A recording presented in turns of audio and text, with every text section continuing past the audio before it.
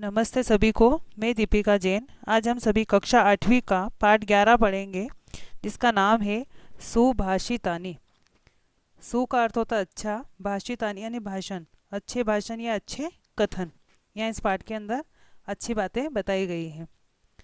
पहला श्लोक है, परोक्षे यानी पीछे से, कार्य हंतारम कार्य को हंत यानी नष्ट करे, प्रत्यक्ष लेकिन सामने आने पर प्रियवादिनम प्रिय बोले, वर्जित छोड़ देना चाहिए, तादृशम यानी इस प्रकार के, मित्रम यानी दोस्त को, इस प्रकार के दोस्त को छोड़ देना चाहिए, विष कुंभम जैसे जहर भरे घड़े को, पयो मुखम और जिसके मुख पर जो है, मुखम यानी मुख पर, पय यानी जिसके मुख पर दूध लगा हो लेकिन अंदर उस घड़े के अंदर जहर हो, तो ऐसे मित्र को छोड़ देना चाहिए जो परोक्ष यानी पीठ पीछे जो है कार्य को नष्ट कर दे।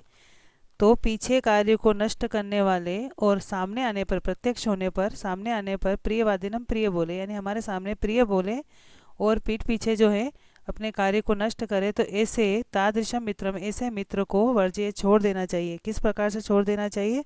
जिस प्रकार से मुख के ऊपर जो है दूध लगा हो, पयो मुखम यानी दूध लगा हो, मुखम यानी मुख के ऊपर, ऐसे विष भरे घड़े को जिस प्रकार से त्याग देते हैं, उसी प्रकार से ऐसे मित्र को छोड़ देना चाहिए। इसका पूरा अर्थ है, पीछे कार्य को नष्ट करने वाले और सामने प्रिय बोलने वाले मित्र को वैसे ही त्याग देना चाहिए जिस प्रकार हम मुख में लगे हुए यानी ऊपरी हिस्से में जिसके दूध लगा हो किंतु अंदर जो है विष भरा घड़ा हो, तो उसको हम त्याग देते हैं, उसी प्रकार से ऐसे मित्र को छोड़ देना चाहिए। इसके बाद में यहाँ पर दूसरे श्लोक के अंदर सरस्वती माता के बारे में बताया है, ज्ञान की महिमा बताई है दूसरे श्लोक में। अपूर्व को अपि कोशो अयम यानी विद्यते तव भारती, भारती यानी सरस्वती माता की, हे विद्या की देवी सरस्वती, तव यानी तुम्हारा, अयम यानी यह, कोशो यानी खजाना, यह तुम्हारा जो खजाना है, यह को अपि कुछ अपूर्व अनोखा ही है, विद्यते यानी दिखाई देता है, या है कि हे सरस्वती माता, यह तुम्हारा, अयम यानी यह, हे सरस्वती माता तुम्हारा यह खजाना कुछ अपूर्व ही है, कुछ अनोखा ही है। व्यय तो क्यों है अनोखा? क्योंकि व्यय तो यानी खर्च करने पर, वृद्धि आयाति वृद्धि को, आयाति यानी हो जाता है, पहुंच जाता है, खर्च करने पर वृद्धि को प्राप्त करता है, क्षयम आयाति नष्ट हो जाता है या कम हो जाता है, संचयात, संचयात यानी इकट्ठा करने पर, एकत्र करने पर यह क्षयम हो जाता है, क्षय होता है, नष्ट होता है या घट जाता है। अगर इसको इकट्ठा करते हैं तो ये घट जाता है। तो यहाँ पर सरस्वती माता के लिए कहा गया है कि हे सरस्वती माता, तुम्हारा यह जो खजाना है यह कुछ अनोखा ही है, क्योंकि यह खर्च करने पर तो वृद्धि को प्राप्त करता है, और अगर इसको संचय इकट्ठा करते हैं तो यह घटता ही जाता है। इसके बाद यहाँ पर तीसरे श्लोक के अंदर भी विद्या के बारे में कहा है कि भारत किस प्रकार से भारत नहीं हो सकता है, बिना वेदम, अगर इस भारत के अंदर वेद नहीं हो तो बिना वेदम, बिना वेद के, बिना गीतम, बिना गीता के, बिना रामायणिम कथाम, बिना रामायणी कथा के, बिना कविम कालिदासम, बिना कवि कालिदास के, भारतम भारतम नहीं, भारत भारत नहीं होगा। यानी भारत की यह विशेषता बताई है कि भारत कब भारत कहलाता है? जब इसके अंदर वेद हो, गीता हो, रामायणी की कथा हो, कवि कालिदास हो, तब ही भारत भारत कहलाता है। तो बिना वेदों के, बिना श्रीमद् भगवद गीता के, बिना रामायण की कथा के और बिना कवि कालिदास के भारत वास्तव में भारत नहीं है, अर्थात इसके बिना भारत की कोई पहचान नहीं है। इस प्रकार से यहाँ भारत की विशेषता बताई। इसके बाद चौथे श्लोक में यहाँ पर महान लोगों के बारे में बताया है कि उदय सविता, सविता यानी सूर्य, उदय यानी उदय होने पर, ताम्र यानी तांबे जैसा लाल रहता है, जब सूर्य उदय होता है तब तांबे जैसा लाल होता है। ताम्र एव अस्तमेतिच, और लाल होता है, एवं इस प्रकार से ही अस्तमेतिच, जब अस्त होता है, च यानी और, जब सूर्य उदय होता है तब भी तांबे जैसा लाल होता है, और जब अस्त होता है तब भी तांबे जैसा लाल होता है। संपत्त उच्च विपत्तो च, संपत्ति आने पर, पैसा आने पर और विपत्ति आने पर भी महताम एक रूपता, महताम यानी जो महान लोग होते हैं, अच्छे लोग होते हैं, वह एक रूपता यानी एक समान रहते हैं। जब उनके ऊपर संपत्ति आए तो भी और विपत्ति आए तो भी वह एक समान होते हैं। तो सूर्य उदय होते समय लाल होता है और अस्त होते समय भी लाल होता है। उसी प्रकार से जो महान लोग होते हैं, तब उनके पास जब संपत्ति आती है, सुख आता है, और विपत्ति आती है यानी दुख आता है, तब वह एक समान ही रहते हैं, यानी वो अपने व्यवहार को बदलते नहीं हैं। इसके बाद में 5वें नंबर के श्लोक में बताया है कि उद्यमम यानी मेहनत करना, साहसम साहस करना, धैर्य रखना, बुद्धि होना, शक्ति होना और पराक्रम होना, षेडते यत्र वर्तन्ते, ये 6 जहाँ पर वर्तन्ते यानी होते हैं, तत्र देव सहायक, उनकी देवता सहायता करते हैं। यानी 6 चीज़ें जहाँ पर होगी तो वहाँ पर देवता उनकी सहायता करेंगे। तो उद्यम परिश्रम करना, साहस यानी बल होना, हिम्मत होना, धैर्य, बुद्धि, शक्ति और पराक्रम, ये 6 जहाँ पर होते हैं वहाँ भगवान उनके सहायक होते हैं। इसके बाद में यहाँ पर 6ठे नंबर के श्लोक में बताया है नरत्वम यानी मनुष्य जन्म मिलना, दुर्लभम यानी कठिन है, लोके यानी संसार में, इस संसार में मानव जन्म मिलना कठिन है, यानी कठिनता से मानव जन्म मिलता है। विद्या तत्र सुदुर्लभा, तत्र यानी वहाँ पर भी विद्या जो है वह सुदुर्लभ है, यानी और भी ज़्यादा कठिन है। संसार में मानव जन्म जो है कठिनता से प्राप्त होता है, और यदि मानव जन्म मिल जाए तो विद्या जो है वो भी कठिनता से मिलती है। तो आगे इसमें बताया है और कवित्वम दुर्लभम तत्र, और वहाँ पर भी कवित्वम यानी कविता करना कठिनता से प्राप्त होता है।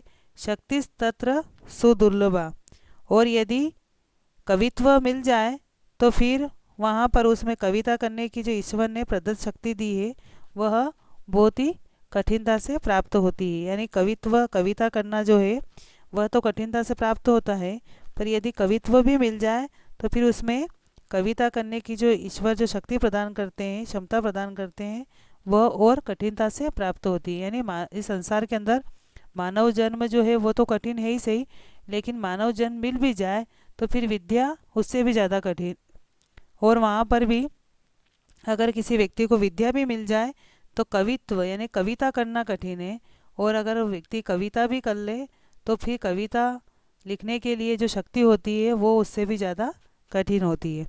तो इसका पूरा अर्थ है संसार में मानव जन्म जो है वो कठिनता से प्राप्त होता है। यदि मानव जन्म मिल भी जाए तो फिर उसमें विद्या प्राप्त करना, ज्ञान प्राप्त करना बहुत कठिनता से प्राप्त होता है। यदि विद्या मिल भी जाए तो फिर उसमें कवित्व यानी कविता करना कठिनता से प्राप्त होता है।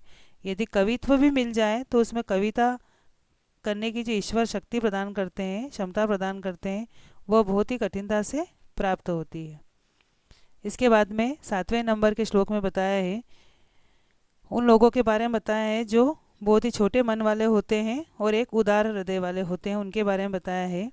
अयम निजह, अयम यानी यह, निज यानी मेरा है, यह मेरा है, परोवेती यह पराया है यानी दूसरों का है, गणना यानी जो गिनती करते हैं, ऐसा सोचते हैं, लघु चेतसाम, लघु यानी छोटे, चेतसाम यानी मन वाले होते हैं, यह मेरा है यह उसका है, ऐसी छोटे मन वालों की सोच होती है। उदार चरिता नाम, जो उदार हृदय वाले होते हैं उनके लिए तो वसुदेव कुटुंबकम, पूरा संसार ही, वसुदेव यानी पूरा धरती ही, पूरा संसार ही, कुटुंबकम यानी परिवार होता है। अयम निज यह मेरा है, परोवेती और यह पराया है, ऐसी गणना जो है लघु चेतसाम छोटे मन वाले करते हैं। उदार हृदय वालों के लिए तो पूरा संसार ही उनका परिवार होता है। इसके बाद में 8वें श्लोक में बताया है कि जो अच्छे व्यक्ति होते हैं वह किस प्रकार से होते हैं।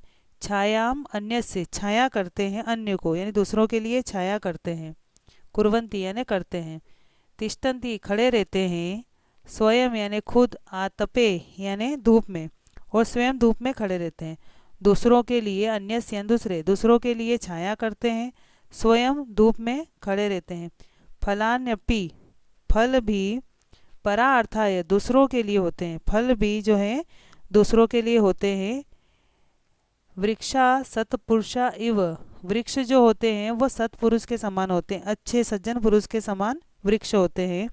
जैसे सज्जन दूसरों के लिए कष्ट सहन करके भी उपकार करते हैं, उसी प्रकार के वृक्ष होते हैं। तो यहाँ पर वृक्ष के बारे में बताया है कि अन्य को छाया करते हैं और खुद धूप में खड़े रहते हैं और फल भी दूसरों के लिए होते हैं। तो वृक्ष जो है सज्जन पुरुष के समान होते हैं। जिस प्रकार सज्जन व्यक्ति अच्छे पुरुष जो होते हैं वो दूसरों के लिए कष्ट सहन करके भी उपकार करते हैं, उसी प्रकार से वृक्ष होते हैं। इसके बाद में 9वां श्लोक दिया है, निदंतु नीति निपुणा। निदंतु यानी निंदा करते हैं, नीति निपुणा यानी नीति में निपुण विद्वान लोग जो होते हैं, नीति में कुशल जो विद्वान है, निंदा करते हैं। निंदंतु या निंदा करते हैं, नीति निपुणा यानी जो नीति में निपुण है, कुशल है, विद्वान है, ऐसे मनुष्य निंदा करते हैं। यदि वा स्तवंतु, और यदि अथवा वा यानी अथवा स्तवंतु यानी स्तुति करे, जो धैर्यशील मनुष्यों की नीति में कुशल विद्वान निंदा करे या प्रशंसा करे। लक्ष्मी समाविशतु, लक्ष्मी जो है वो इच्छा अनुसार, समाविशतु यानी इच्छा अनुसार आए यहाँ पर, तो जो संपत्ति है वह इच्छा अनुसार संपत्ति आए। गच्छतु चली जाए, वा यानी अथवा यथेष्टम, यथा यानी जिस प्रकार की इच्छा हो, जिस प्रकार की इच्छा हो वैसी उस प्रकार से संपत्ति आए। अध्यव वा मनस्तु, अध्यव वा आज ही, मनस्तु मरण हो जाए, युगांतरे वा और अथवा युगांतर तक नहीं हो यानी बहुत कालों तक मृत्यु नहीं हो, आज ही मृत्यु हो जाए या दूसरे युग में चले जाए तब तक बहुत दिनों के बाद तक मृत्यु नहीं हो। न्यायात पथ, न्याय के रास्ते से, प्रविचलंती विचलित नहीं होते हैं, पदम एक कदम भी न धीरा, धैर्यशाली व्यक्ति जो है नहीं होते हैं एक कदम भी विचलित। यानी जो धैर्यशाली मनुष्य होते हैं उनके बारे में बताया है कि धैर्यशील मनुष्यों की नीति में कुशल विद्वान निंदा करे या प्रशंसा करे, इच्छा अनुसार संपत्ति आए अथवा दूर चली जाए, आज ही मृत्यु हो जाए या दूसरे युग में बहुत दिनों के बाद हो जाए, परंतु वे न्यायोचित मार्ग से एक पग भी विचलित नहीं होते हैं। जो धैर्यशाली व्यक्ति होते हैं वह न्याय के रास्ते से एक कदम भी विचलित नहीं होते हैं। तो धैर्यशाली व्यक्ति के लिए कहा गया है कि धीरा यानी धैर्यशाली व्यक्ति जो है उनकी नीति में निपुण कोई व्यक्ति अगर उनकी निंदा करे या स्तुति करे, लक्ष्मी आए, गच्छतु या चली जाए, यथेष्टम यानी इच्छा अनुसार, इच्छा अनुसार लक्ष्मी आए या चली जाए, आज ही मरण हो जाए या युगांतर तक मृत्यु नहीं हो, फिर भी न्याय से एक कदम भी, पदम यानी एक कदम भी विचलित नहीं होते हैं धैर्यशाली व्यक्ति। तो इस प्रकार से यहाँ पर नीति संबंधी बातें बताई गई है। तो आप वीडियो के माध्यम से हिंदी अनुवाद करने की कोशिश करें। धन्यवाद।